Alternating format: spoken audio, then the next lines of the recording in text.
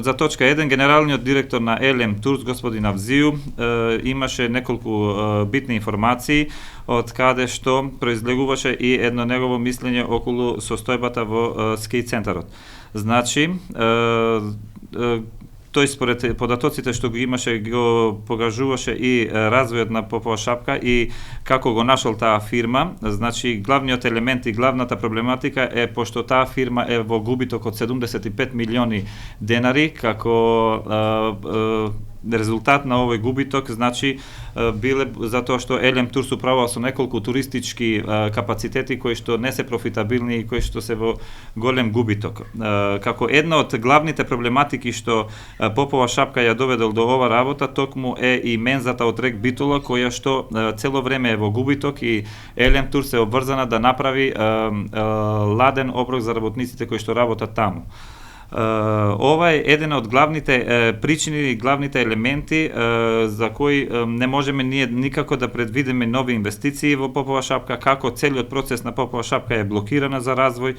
и така натаму. Во точката 2, значи представничката на општина Тетово раскажуваше како урбанистичкиот проект, значи е во фаза на подготовка, значи ние како иницијатива некако му спротивставивме и бевме поддржани, бидејќи тој урбанистички план датира пред 10 години, тој е веќе стар урбанистички план, тој се обработува во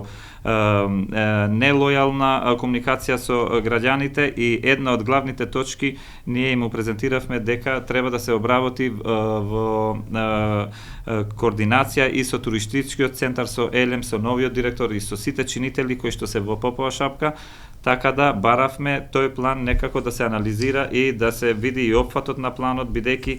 таквите инвестиции се прават за развој за 10 години период и да се направи како што треба. Сообраќајната блокада што се случува во Попова шапка токму е и ради паркингите кои што фалат. Паркингите не се предвидени според урбанистичкиот план, значи како едно од главните елементи треба да се предвиди и да се иницира потхитно и изградбата на новата жичница од Тетово до Попова шапка. Како трета главна точка тука и како една од главните точки од иницијативата за спас на Попова шапка која го баравме во да го потпишат политичките партии во предпарламентарните избори што го организиравме во Попова шапка, беше тоа што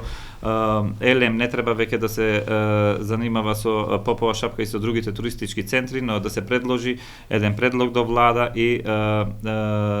Елем да го подели Елем Турс да биде под покровителство на влада и истата веќе да биде во менаџирање директно од владата, врз која што понатаму ќе се почне и процедурата за концесионирање, јавното приватно партнерство или целосната продажба.